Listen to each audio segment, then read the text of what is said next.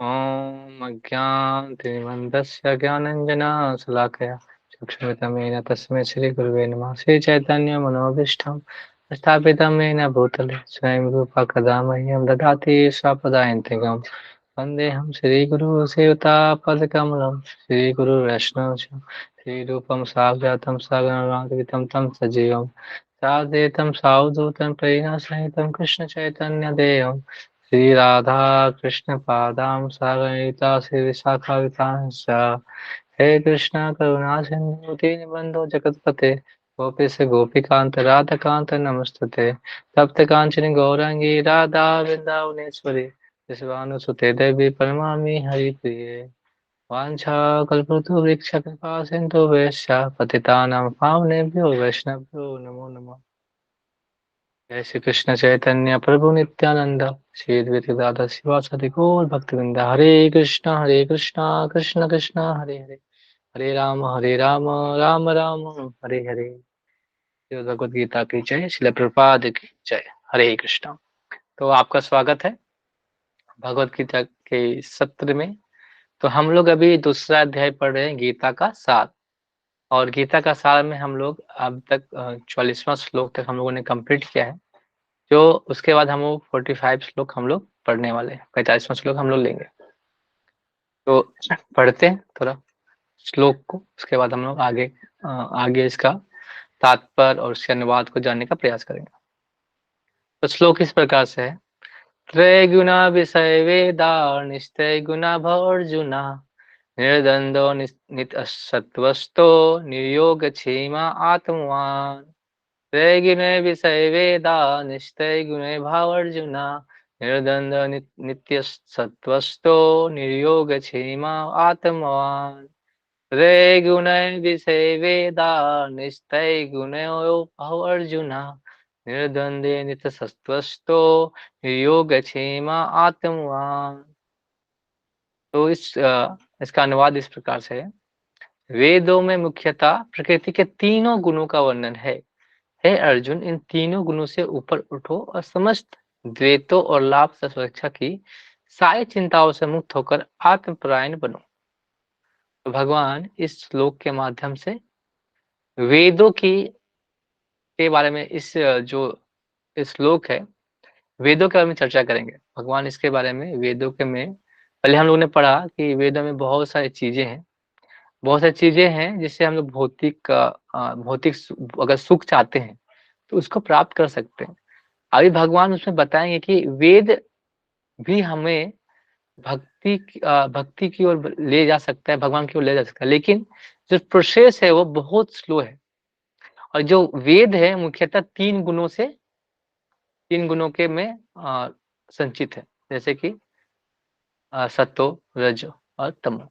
वैसे हम लोग मानते हैं कि प्रकृति के तीन गुणों में सारी चीजें जितनी इस ब्रह्मांड में पृथ्वी में जितनी भी चीजें हैं इस धरती पे या ब्रह्मांड के, जो सत्व रजो और तमो गुणों पे, तमो गुण से ही सारे कुछ तमो गुण से ऐसे मतलब तीनों गुणों से क्या है, प्रभावित है।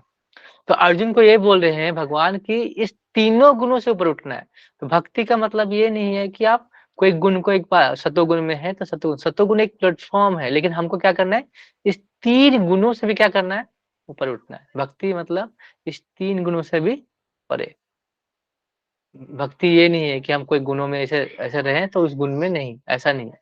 हम तीनों गुणों से क्या करना है, परे उठना है। तो द्वंद्व यहाँ बोले ना, निर्द्वंदो नित्य सत्वस्तो निर्योग क्षेमा आत्मवान। तो इस द्वंद्व से बाहर कैसे निकलना है, तो द्वंद्व कैसे होता है, इन तीन गुणों के कारण होता है द्वंद्व। ये तीन गुण जो है इसी कारण हमारे साथ द्वंद्व होते हैं। जैसे अमीर है तो गरीब है, अंधेरा है तो प्रकाश का क्या है, उसका भावना है, तो प्रकाश को हम लोग खोजते हैं। तो ये सारे द्वंद्वों में फंसा हुआ है। और हम लोग लाभ हानि में, जैसे लाभ होता है ना, लाभ हानि सबके हर चीज द्वंद्व में फंसा हुआ है।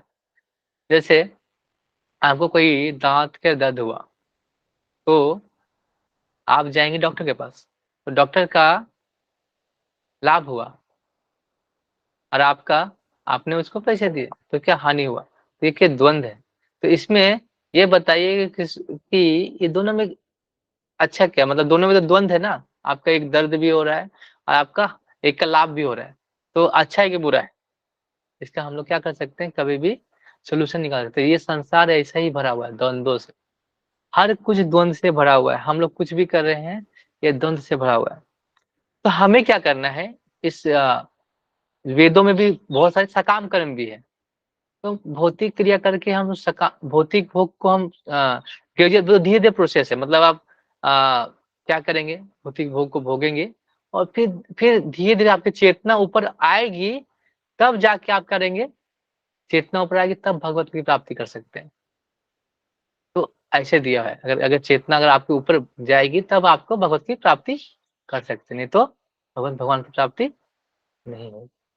तो उस समय क्या करना है हमें, तो इसीलिए जो भी भौतिक भोग कर रहे हैं हम वेदों के माध्यम से, हमको किसके निर्देश में करना है, अपने गुरु के निर्देश में करना है।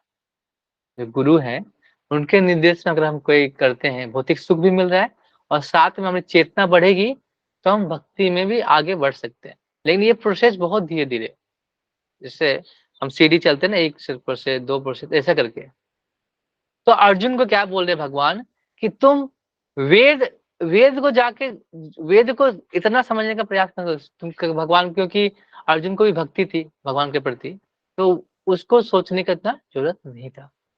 तो भगवान सीधे बोले तुम वेदांत सूत्र को पढ़ो, सीधे वेदांत को पढ़ो। वेदांत मतलब वेदों का अंत, वेदों का अंत मतलब इस वेद का अंत में क्या लिखा है, भगवान की भक्ति करो। भगवान की भक्ति कैसे करना, भगवान के नाम से, कीर्तन से, ऐसे भगवान की भक्ति करना। ये कलयुग का बता रहे, कलयुग का युग धर्म क्या है, हरि नाम संकीर्तन और भजन क्रिया, भजन करना, संकीर्तन करना, यही हरि नाम, भगवान का नाम लेना, यही सब धर्म, ये कलयुग का धर्म है। लेकिन और भी युग हुए हैं, उसमें से हर एक युग में एक धर्म होता है। तो पहले क्या था कि वेदों को क्या किया गया था, वेद एक ही थे, और वेद एक ही थे क्योंकि सतयुग, त्रेता, द्वापर के लोग क्या थे, उतनी उनकी आयु भी थी, उनकी बुद्धि क्षमता भी थी, इसीलिए क्या करते थे, वेदों को वो समझ कर पढ़ के ज्ञान प्राप्त कर सकते थे। लेकिन अभी हमारी आयु क्या है, बहुत कम है ना। हमारी हम देखो, हम सो अगर हम लोग ऐसे बोलते हैं कि हमें 100 साल है उम्र, लेकिन अभी क्या है, उससे भी कम है। तो ऐसे लगा लो कि अगर हम आयु है 100 साल, तो अभी हम इतने संडे इतने सोते हैं 12 घंटे, उसको भी लगा लो तो फिर कितने टाइम बचते हैं। 10 साल हम बचपन में बिताते हैं खेलने कूदने में, फिर 10 साल बाद उसके बाद हम लोग पढ़ने में बिताते हैं, फिर 10 साल हम कुछ कमाने में लगते हैं, फिर 10 साल 20 साल फिर बच्चों को पालने में लगते हैं। ऐसा करते करते पूरा जीवन खत्म हो जाता है, और कब आपका अंत समय आता है हमको पता नहीं चलता। तो हम वेदों को अगर हम वेदों को पूरा तरह से पढ़ना चाहें तो हम नहीं पढ़ सकते। तो वेद एक माध्यम है कि आपको आपके स्तर पे उठा सकता है, लेकिन आपके पास समय है क्या उसका। तो वेदों में क्या लिखा है उसके बारे में हम थोड़ा चर्चा करेंगे। वेद में क्या है, वेद में तीन जो है, तीन चीज के बारे में पूरी तरह से बताया गया है। क्या क्या है, संबंध, अविधेय और प्रयोजन। ये तीन चीजें इंपॉर्टेंट है। हर अगर हम कुछ भी पढ़ते हैं, अपने जीवन कोई विषय पढ़ते हैं, तो ये तीन ही चीजें पे होता है। संबंध मतलब भगवान से हमारा संबंध क्या है, अभिधेय कि किस प्रकार से साधना करेंगे, साधना कैसे करना है हमको, भगवान के संबंध से, भगवान से संबंध से जुड़ गया, लेकिन हम उसको भगवान के को संबंध को और दृढ़ कैसे कर सकते हैं, तो साधना। और प्रयोजन मतलब कि हम इस साधना को क्यों कर रहे हैं, क्योंकि भगवत प्राप्ति हो सके। ये तीन चीज सारे वेदों में लिखा गया है। वेदों के बहुत सारे, वेदों को भी तीन भाग में बांटा गया है, उसके बाद हम लोग पढ़ेंगे। तो वे तो ऐसे हम अगर हम कोई भी सब्जेक्ट पढ़ते हैं तो ऐसे होता है।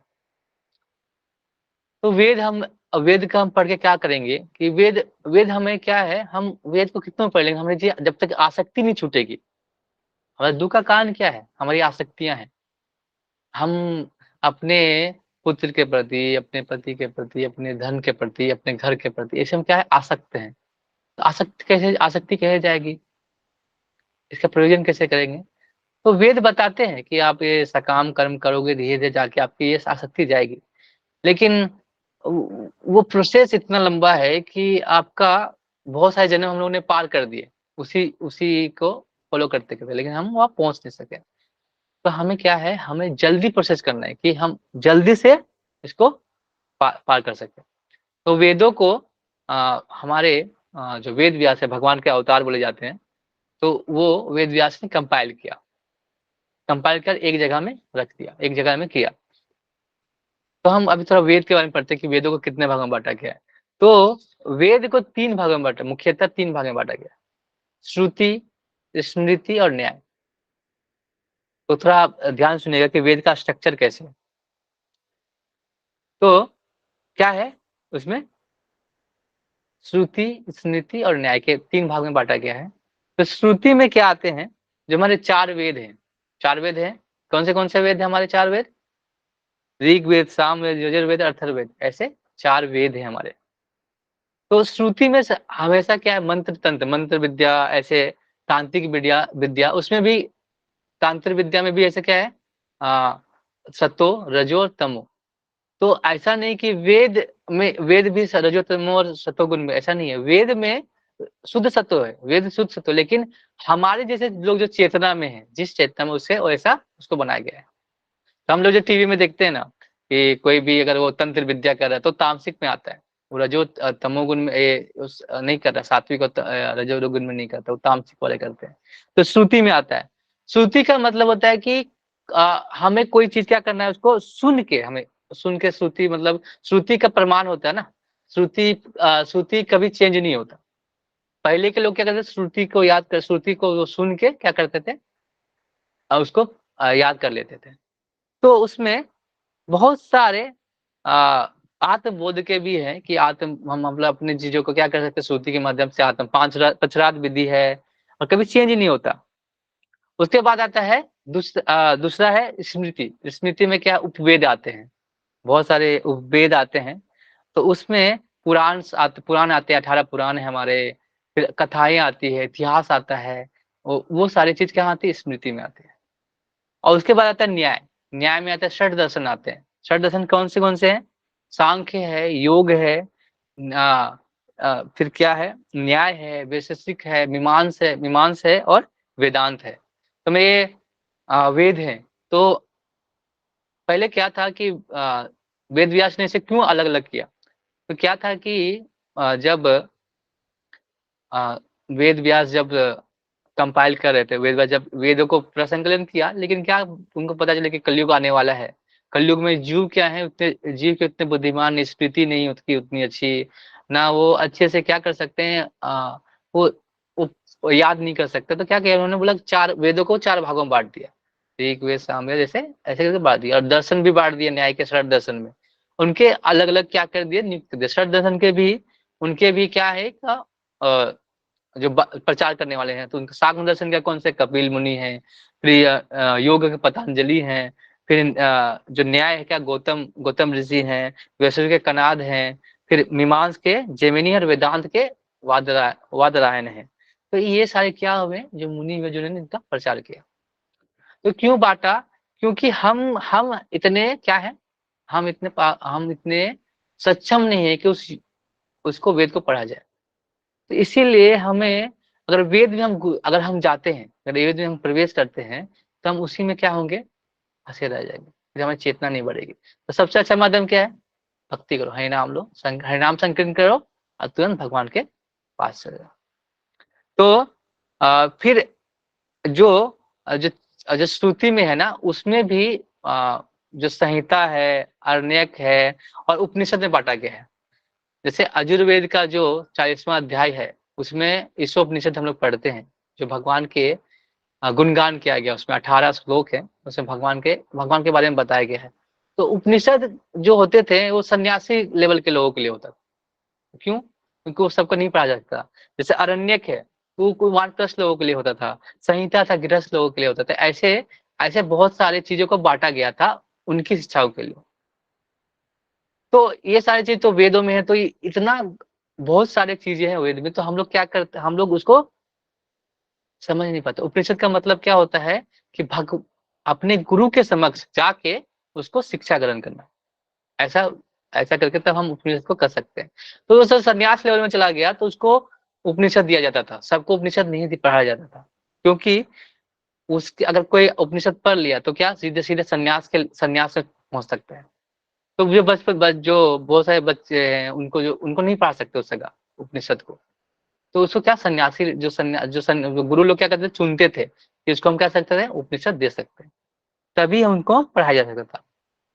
तो ऐसे हम बोल सकते हैं कि हर जगह वेदों का अंत में क्या है, भगवान के बारे में, नारायण समर्पण, मतलब नारायण को हम क्या करते हैं, समर्पण करते हैं, होता है ना, नारायण समर्पति स्वाहा, ऐसे करके हम लोग क्या करते हैं, समर्पण करते हैं, नारायण को समर्पण करते हैं। तो सारे अंत में नारायण के बारे में दिया गया है।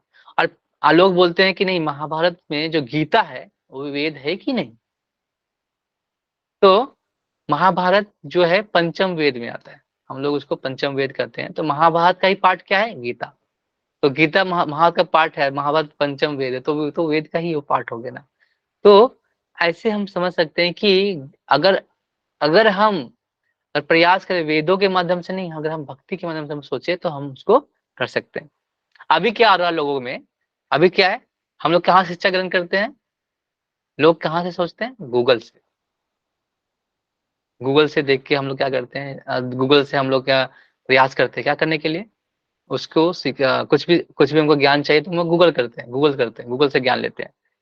तो लेकिन पहले क्या होता था कि वेद के माध्यम से बचपन से लेकर जो आपके मृत्यु तक है सारे संस्कार होते थे, गर्भधारण संस्कार हो गया, फिर उपनयन संस्कार हो गया, फिर ऐसे करके मृत्यु के जो संस्कार है, लास्ट अंतिम संस्कार तक सारे संस्कार क्या होते थे, विधि पूर्वक किए जाते थे। तो रिचुअल्स ऐसे थे कि हम क्या करते थे, हम भगवान से किसी न किसी तरह जुड़े हुए थे। लेकिन अभी क्या हो गया है, अगर उस ज्ञान को जैसे अगर अगर गूगल में हम ज्ञान चाहिए वैवाहिक जीवन का, तो क्या बच्चा कोई लेता है वैवाहिक जीवन के ज्ञान के, इतने सारे स्ट्रगल से इतने सारे कुछ होते हैं, तो क्या करेगा वो विवरण हो जाएगा, वो विचलित हो जाएगा, क्या करेगा, शादी को छोड़ देगा, लेकिन नहीं, शादी अच्छा चीज नहीं। तो ज्ञान लेने का भी समय होता है कि किस वक्त में किस मतलब क्या बोलते सकते हैं, किस उम्र में उसके ज्ञान को दे सकते हैं। अगर हम अगर जैसे गूगल में पढ़ के, जैसे हम लोग की मतलब कोई बच्चा है जो क्या करता है, शॉर्टकट है पैसे कमाने का, तो क्या करेगा, पढ़ाई छोड़ देगा, फिर क्या करेगा, वो उससे ज्ञान प्राप्त करेगा, कमाई में लग जाएगा। तभी वही हो रहा है ना, अभी लोग जो हैं, तो बच्चे भी क्या कर रहे हैं, उस शॉर्टकट पकड़ लिया कि हम कैसे पैसे कमा सकते हैं। तो इस कारण से क्या हो रहा है कि हम जो वेद का ज्ञान छोड़ के क्या कर रहे हैं, हम अपने अपने ही चीजों में फंसे हुए हैं। इसीलिए क्या करना चाहिए, तो वेद के ज्ञान के स्रोत कौन है, सीधे भगवान ही है, सिर्फ भगवान ही है। तो हम क्यों जाएंगे, वेद का स्रोत ही भगवान है। अब भगवान जब बोल रहे हैं गीता में कि सारे चीजों में मुझे किसको जानना है, भगवान को जानना है, मेरे को जानो ना, क्यों कर रहे हो तुम इतना प्रयास। तो और हमारे दुखों का सबसे बड़ा कारण है हमारा शरीर।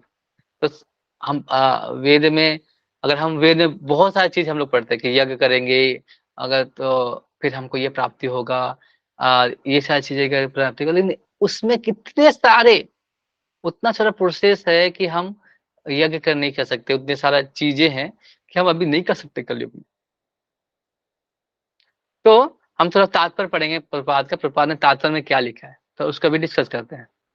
तो सारे भौतिक कार्यों में प्रकृति के तीनों गुणों की क्रियाएं तथा प्रतिक्रियाएं निहित है। इसका उद्देश्य कर्म फल होता है, जो भौतिक जगत में बंधन का कारण है। इसका कारण है जो कर्म फल, हम जो कर्म करते हैं ना, सकाम कर्म, तो हम जो भी कर्म करते हैं उसका फल के लिए अगर करते हैं तो हमको, जैसे बहुत एकदम सिंपल एग्जांपल मैं देता हूँ कि अगर हम अगर जैसे हम लोग क्या करते हैं कि कुछ पाना है, तो हम लोग क्या करते हैं, भगवान के पास जाते हैं कि ऐसा कर्म, कोई हम लोग कम कर, जैसे हम लोग काम करते हैं तो हम क्या मिलते हैं, रुपये मिलते हैं, तो कम कर्म फल की चिंता की हमको वो कर्म फल मिलेगा तो हम वो करेंगे। तो वेद में भी ऐसा है, तो बहुत सारे सकाम कर्म है कि यज्ञ यज्ञ कराओ तो हमको ये फल मिलेगा। अगर उसमें हम फंसेंगे, क्या होगा, भौतिक बंधन में और फंसते जाएंगे। वेदों में मुख्यतः सकाम कर्मों का वर्णन है। प्रपात लिख रहे हैं, तो समाज क्रमशः इंद्रिय तृप्ति से छेद से उठकर आध्यात्मिक रास्ते तक पहुंच सके। सकाम कर्म है, लेकिन क्या करता है, इंद्रिय तृप्ति कर जाते हुए उसको क्या करते हैं, आध्यात्मिक स्तर तक ले जा सकते हैं। लेकिन प्रोसेस क्या है, बहुत स्लो है। आप चाहना चाहते हैं ऐसा तो फिर स्लो जा सकते हैं, नहीं तो अगर आप आपके पास लिफ्ट है, आप सीढ़ी का उपयोग कर रहे हैं, तो फिर कैसे, तो फिर लिफ्ट लगाना तो बेकार है।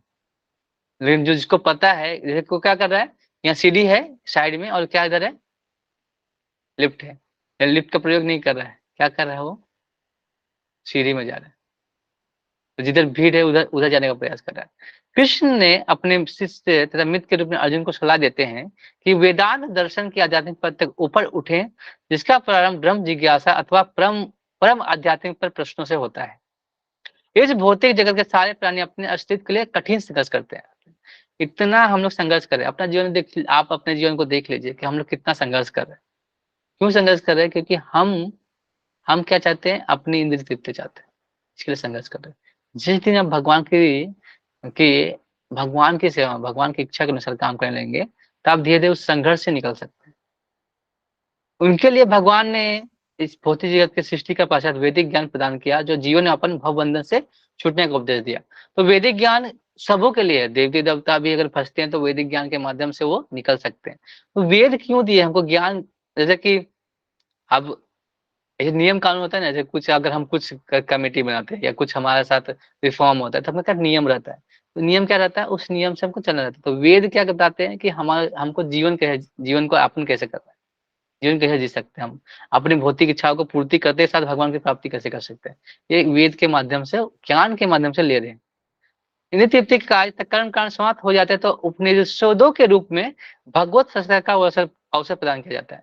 तो अगर जैसे होता है ना ऋग्वेद, सामवेद, यजुर्वेद, क्या लिखा है उसमें, उसमें सारे कुछ मंत्र लिखे हैं, सारे कुछ, तो वो क्या कर रहा है, कोई चाहता है संहिता के माध्यम से, तो तो ये क्या क्या कर रहा है, पहले प्रयास करता है इंद्रिय तृप्ति के कारण कर्म कांड करता है। लेकिन अगर कोई चाहता है भगवत प्राप्ति करे तो उसमें भी उपनिषद में दिए गए, क्या दिया हुआ है, उपनिषद में क्या दिया हुआ है, भगवत प्राप्ति के लिए सब कुछ दिया हुआ है।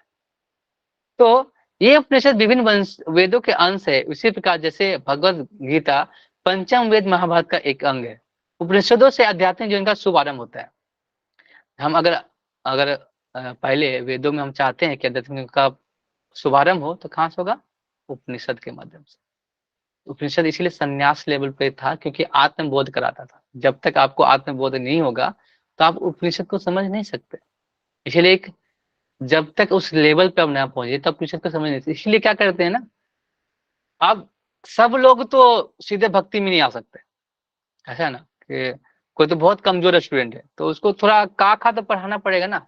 तो वेद के माध्यम से क्या करते हैं, उसको थोड़ा थोड़ा सिखाते सिखाते क्या करते हैं, उसको वाइक बना फिर जाके उस कर सकते हैं। तो हम लोग भी अगर जो नहीं जान पाता है भगवान के बारे में, ये इतना आसान है, भक्ति करो और भगवान की प्राप्ति करो। लेकिन क्या कर रहे हैं वो, नहीं नहीं हम कर्म कांड से जाएंगे, यज्ञ करवाएंगे, हवन करवाएंगे भगवान। लेकिन क्या यज्ञ क्यों करा रहे हैं, अपनी इच्छा पूर्ति के लिए।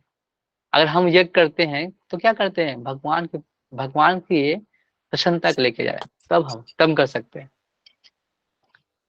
तो जब तक भौतिक शरीर का अस्तित्व है तब तक भौतिक गुणों की क्रियाएं प्रतिक्रियाएं होती रहती है। मनुष्य को चाहिए कि सुख दुख तथा शीत ग्रीष्म जैसे देश आत्मा के सहन करना सीखे, इस कर हानि लाभ की चिंता से मुक्त हो जाए। जब मनुष्य कृष्ण की इच्छा पर पूर्णतः आश्रित हो जाता है, बुद्धि व संपन्न होता है। तो प्रभात लिख रहे हैं कि हमारे दुखों का कारण क्या है, हमारा जो भौतिक शरीर का अस्तित्व। अगर हम अस्तित्व को मान चुके हैं कि ये भौतिक शरीर क्या है, हम उसको अस्तित्व को मान चुके हैं, इसकी वजह से क्या हो रहा है, हम दुख के बंधे हुए, सुख है दुख है इसी में फंसे रहते हैं कि मेरे कितना दुख है मेरे जीवन में, मैं मतलब कैसे करूंगा, ऐसा ऐसा सोचते रहते हैं।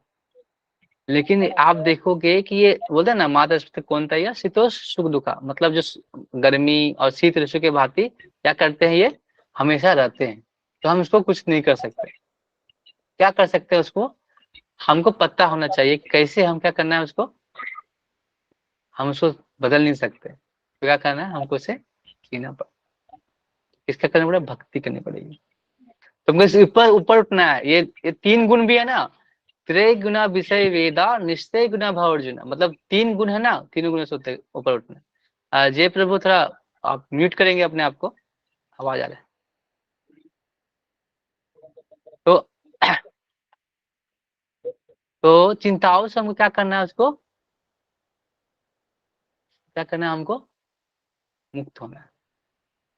इधर से मुक्त होना है तो क्या करना पड़ेगा, भक्ति करनी पड़ेगी। पर पूरी तरह से हमको भगवान की इच्छा में पूर्णतः आश्रित होना पड़ेगा, तब कृष्णामृत होके हम क्या भगवान की प्राप्ति कर सकते हैं।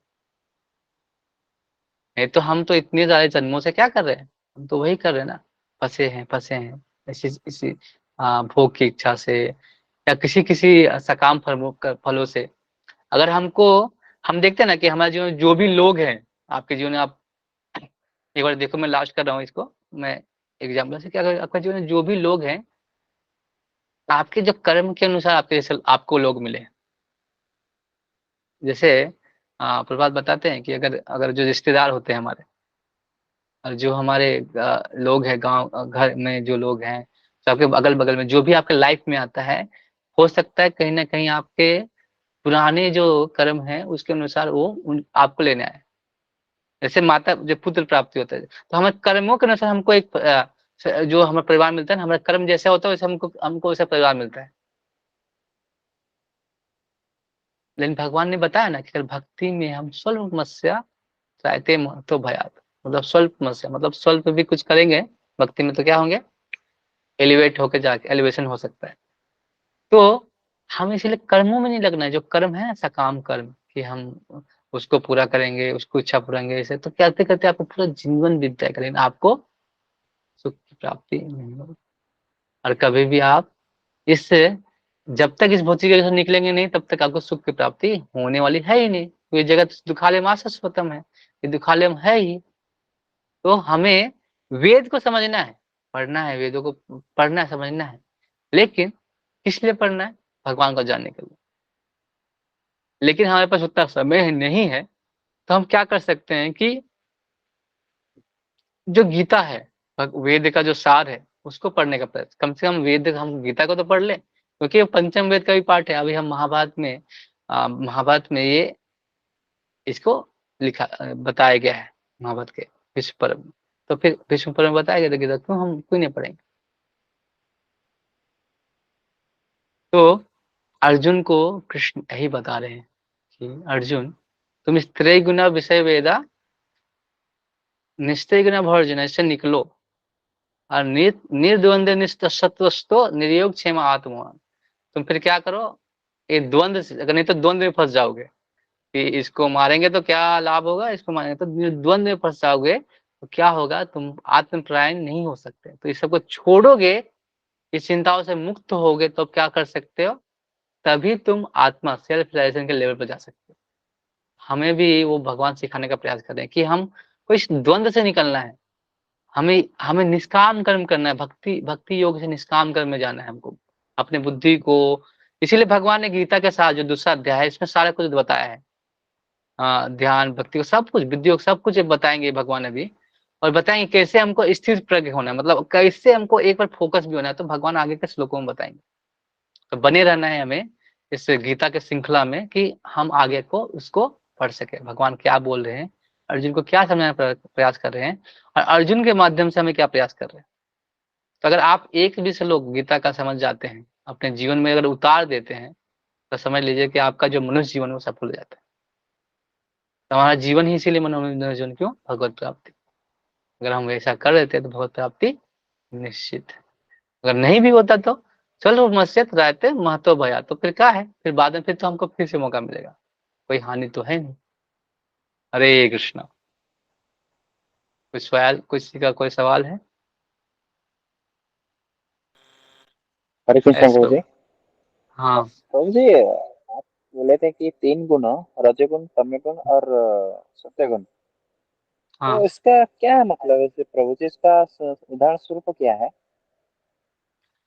हाँ, गुण है ना, जैसे सत्वगुण और रजोगुण तमोगुण का मैं एग्जांपल देता हूँ। जैसे अगर कोई सत्वगुण में कौन हो, रजो तमोगुण में कौन होता है, जो तामसिक सारा कुछ हमारा ये तीनों ही गुणों में होता है, और कोई गुण में इसके अलावा कुछ नहीं, इस प्रकृति में ये तीनों गुणों के अलावा कुछ है ही नहीं। आप मैं समझा दो कैसे।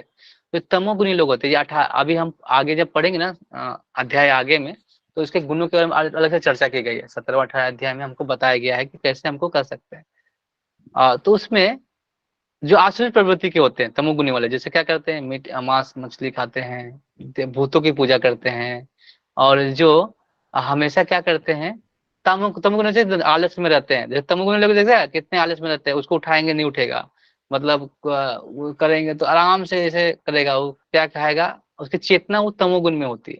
तो तमोगुण में आहार भी होता है, चेतना भी होता है। तो जब हम तमोगुण खाएंगे, तमोगुण में रहेंगे, तमोगुण का पूजा करेंगे, तो कैसा बनेंगे हम? तमोगुणी बनेंगे। उसके बाद राजसिक। राजसिक में थोड़ा होता है कि हम लोग जो तीखा खाते हैं, जो इच्छा के अनुसार हम लोग राजसिक भोजन जैसे होता है ना, तो पूरा हम उसमें इंद्रिय भोग ज्यादा, उससे ज्यादा हम लोग कर रहे हैं।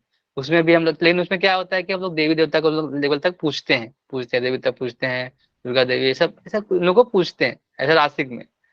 ये आहार और आहार चेतना के अनुसार बता रहा हूँ, ये सब तीन गुण है ना, आहार चेतना, फिर आपके कर्म क्या है, ऐसे ऐसे तीन गुणों में प्रभावित होते हैं। अभी है सतोगुण। सतोगुण में क्या होता है कि सतोगुण सबसे ऊपर है, क्योंकि सतोगुण में रह के, सतुगुण मतलब क्या है? आहार खाना, सिंपल सा खाना खाना, हाँ, सिंपल जीवन जीना।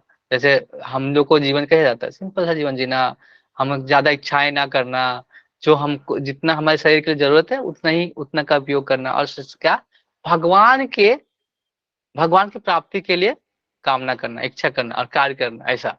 तो ये एक लेवल है। लेकिन भगवान क्या बोल रहे हैं? निस्तेय निश्चय गुण वेद, मतलब क्या बोला कि तीनों गुण से ऊपर उठना है। ये तीनों गुणों में फंसना नहीं है। ऐसा नहीं कि हम सत्व गुण में तो सत्व गुण में रहना है। सत्व में कपड़ा भी क्या पहनते हैं? व्हाइट पहनते हैं, एकदम सिंपल सा देखते हैं उसका। तो वो क्या करते हैं? वो सिंपल रहना है, लेकिन इस तीनों गुणों से ऊपर उठने बोल रहे हैं। क्यों? क्योंकि ये तीनों गुणों भी क्या है? बंधन के कारण है। तो हमें ये सत्व गुण हम क्यों रहने बोलते हैं? क्योंकि सत्व गुण एक प्लेटफॉर्म है जिससे हम आत्म साक्षात्कार कर सकते हैं। इसका डिटेल हम पढ़ेंगे आगे के जो चैप्टर्स हैं, उसमें हमको ये तीन गुणों के बारे में, हमारा आहार कैसा होना चाहिए, हमारा पहनावा कैसा होना चाहिए, हमें चेतना कैसी होनी चाहिए, ये तीन गुणों में सारे कुछ आते हैं। हमें वही प्रयास करना है कि हम तीन गुणों से कैसे निकले। ये तीनों गुणों में नहीं फंसना है, ऐसा नहीं कि हम सतोगुण में ही रहना है, ऐसा। ओके, बताइए और। हरे वही कृष्णा। पूछ रहा हूँ, आगे थोड़ा ओके देखेंगे। Okay okay. और किसी का कोई सवाल है? हरे कृष्णा। हरे कृष्णा कृष्ण कृष्ण हरे हरे, हरे राम राम राम हरे हरे। श्रीमद् भगवद गीता की जय, श्रील प्रभुपाद की जय, समेत भक्त बिंदु की जय। हरे कृष्ण।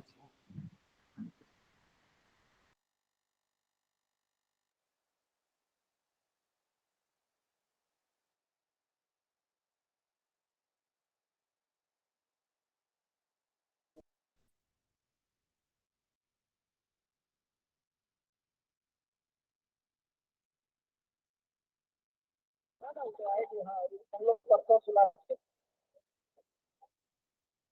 हाँ हाँ, करेंगे हम।